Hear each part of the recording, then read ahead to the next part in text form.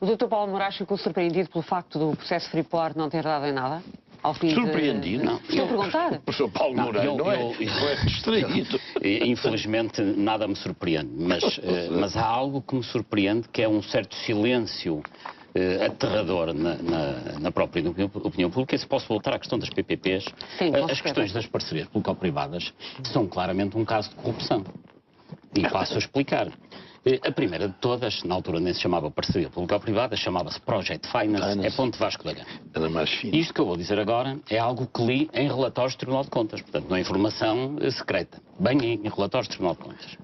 Pois, a Ponte Vasco da Gama começa como sendo um grande embuste, porque à época, se recordarão, vendeu-se aquilo à opinião pública como sendo algo que tinha que se construir, o Estado não tinha dinheiro, então os privados vinham ajudar a construir a Ponte Vasco da Gama. Pois os privados, à época, dos 900 milhões de euros que custava a ponte, na época, entraram com pouco mais de 20%. Quantos? 20%, 23%, 24%. Tudo o resto foram dinheiros públicos ou garantidos pelo Estado português. Ou seja, fez-se a Ponte Vasco da Gama com, dito de outra maneira, os empresários que investiram na Ponte Vasco da Gama conseguiram com 20 e tal por cento do valor da Ponte Vasco da Gama o seguinte: ficar com as receitas da Ponte Vasco da Gama, com as receitas da Ponte 25 de Abril e, além disso, terem o monopólio das travessias rodoviárias do Tejo por toda uma geração. Porque, neste momento, se alguém quiser fazer ali uma ponte, terá que pagar royalties a esse grupo. Bom, mas isto foi o começo, catastrófico.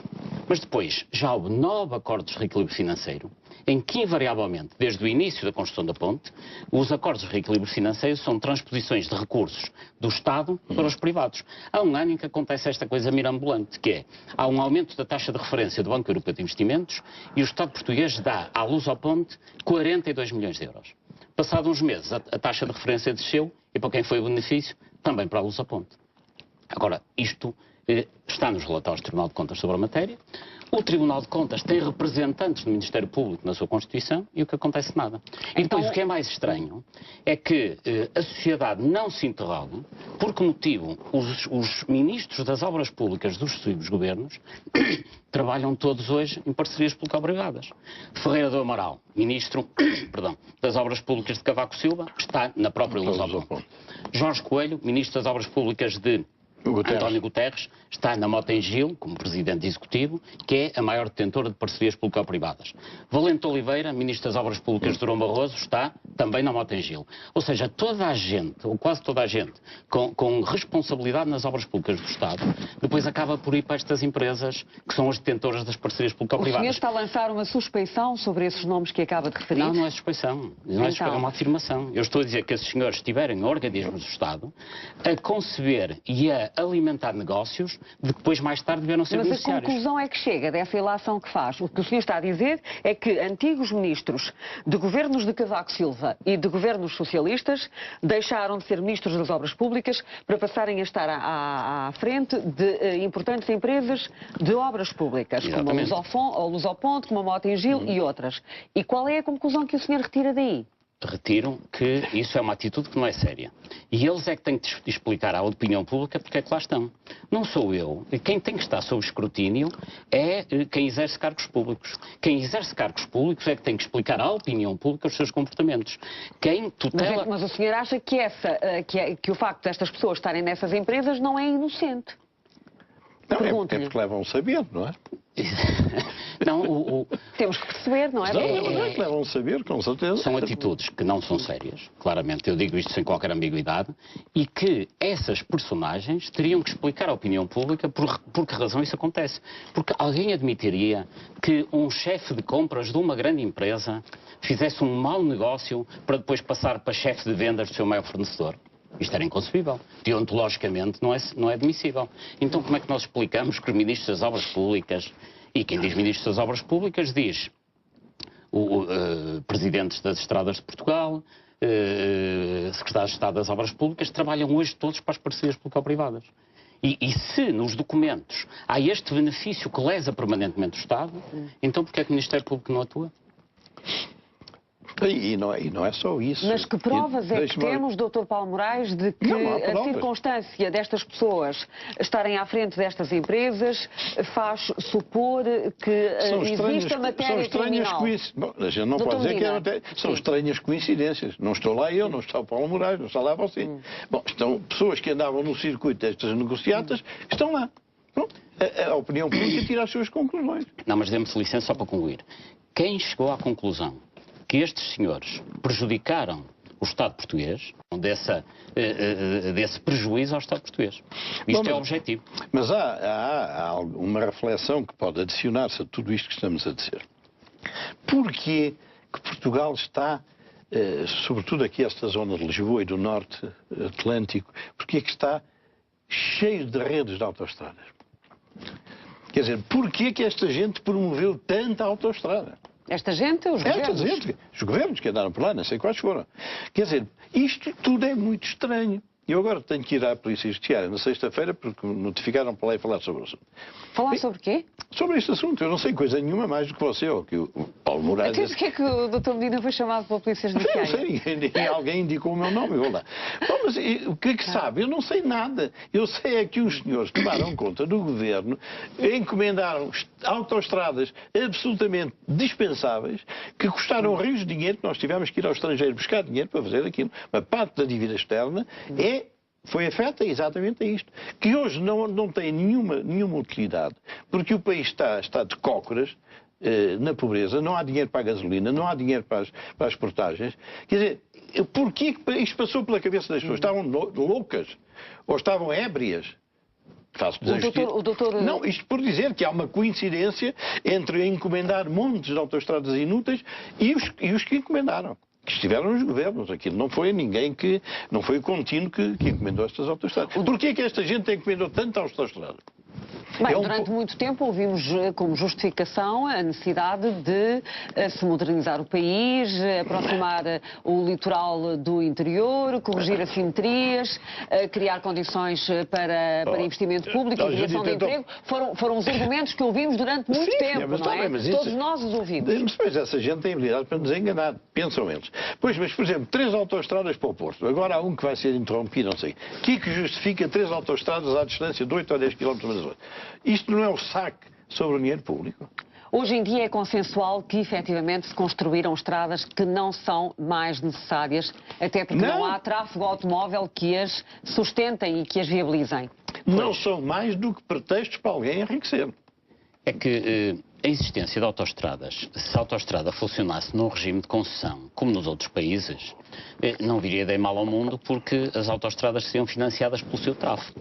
O problema é que em 2010, cometeu-se no governo de Sócrates, em maio de 2010, produziu-se uma alteração de legislação que é uma verdadeira bomba atómica financeira sobre as finanças públicas, que é o momento em que o governo Sócrates, à época, se compromete a pagar as SCUT, nomeadamente, foi no momento em que se começaram a pagar as SCUT, em função de um conceito que se chama a tarifa de disponibilidade diária ao quilómetro e por troço de autoestrada. Ou seja, há autoestradas SCUT que, independentemente de passarem lá muitos carros, poucos carros ou nenhum carro, tem sempre um rendimento garantido que dá os tais 17, 18%.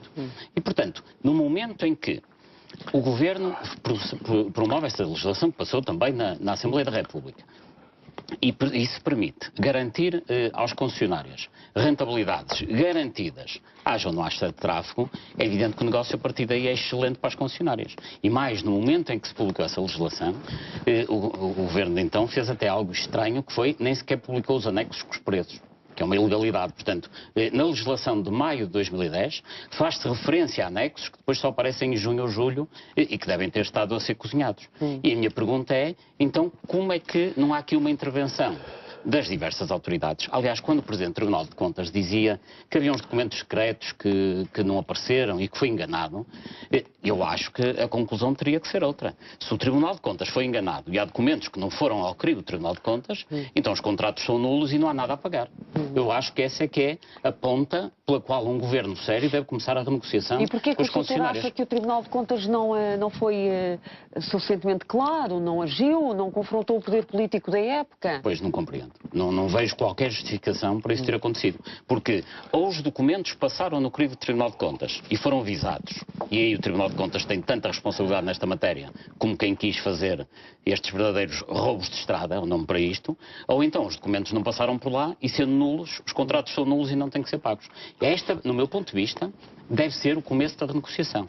Depois é evidente que há os documentos que são válidos e aí o que tem que se fazer, do meu ponto de vista, em termos de negociação, é fazer uma confrontação entre o valor atualizado das rendas já pagas e vencidas e daquelas a pagar e vencidas e confrontar este valor com o valor de uma avaliação justa do Doutor Medina, equipamento. porquê é que acha que está a ser tão difícil ao Governo intervir na questão das parcerias público-privadas? Dito, a única conclusão que posso tirar é que eles estão todos os mesmos. Ora estão no PS, ora estão no PSD.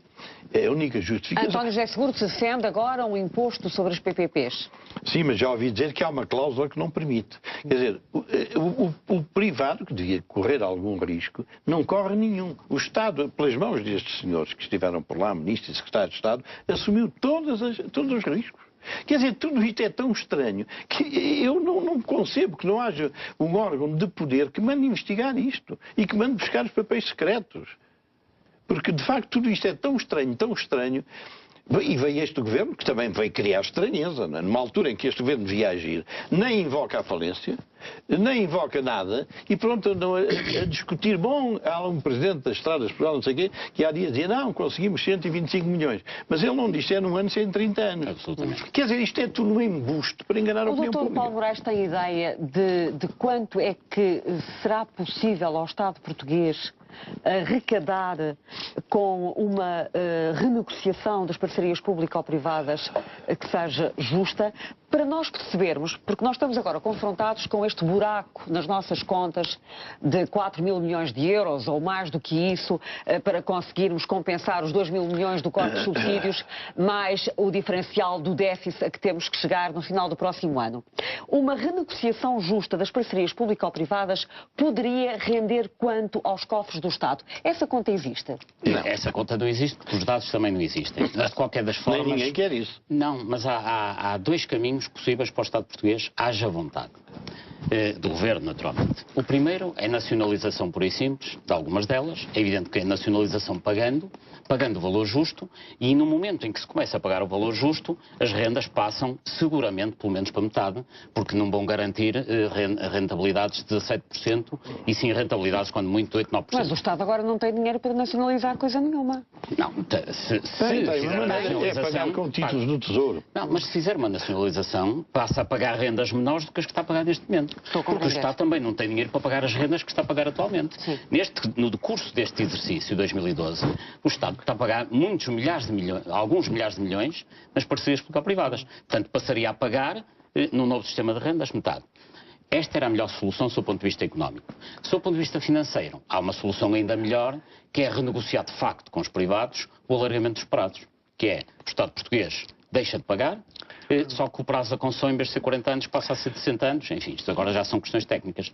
É, no fundo, passar a concessão das autoestradas para um regime de concessão, como acontece, por exemplo, com as minas, que é, no fundo, o que isto é. Isto são verdadeiras minas de ouro para os detentores das concessionárias. É, no fundo, mudar o modelo. Agora, em qualquer dos casos, era fundamental, a bem da seriedade do regime, que os pagamentos fossem suspensos de imediato. Isso não interfere com os interesses também dos bancos? Absolutamente, claro que sim. E não é isso que pode também estar aqui emperrado? Isso não tenho dúvidas sobre isso. Quem são os grandes interessados nesta matéria? São as construtoras, os consultores e os bancos. Esses, obviamente, que se mantiverem tudo como está, esses não se queixarão. E como nós sabemos que o poder político em Portugal tradicionalmente também está de cócaras perante este tipo de atores, é difícil. Aqui é um problema de submissão do poder político a este tipo de poder económico. Pois é, e é por isso que eu não advogo nada a esta estratégia. Isto não é para ter conversas, é para dizer, estamos falidos, a gente vai cortar-lhes 30%. Vamos para o Tribunal, vão para o Tribunal. Porque não há moralidade, nenhum governo adquire prestígio e autoridade para governar se for às prestações e for aos salários e não for a esta gente. É que o governo não foi negociar com os assalariados. Mandou cortar, não foi? Subsídio aqui, subsídio. Não negociou com ninguém. Nem com sindicatos, nem com coisa nenhuma. Cortou.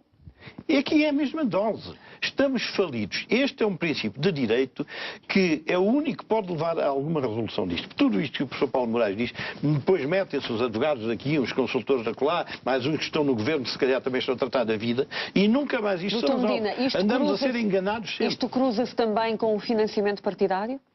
Financiamento de campanhas eleitorais? O destino do dinheiro é-me indiferente. É-me indiferente. De ladrão, tanto faz levar para casa como levar para o outro sítio. Doutor Paulo Moraes, o senhor... Está mal. Está mal. Está mal.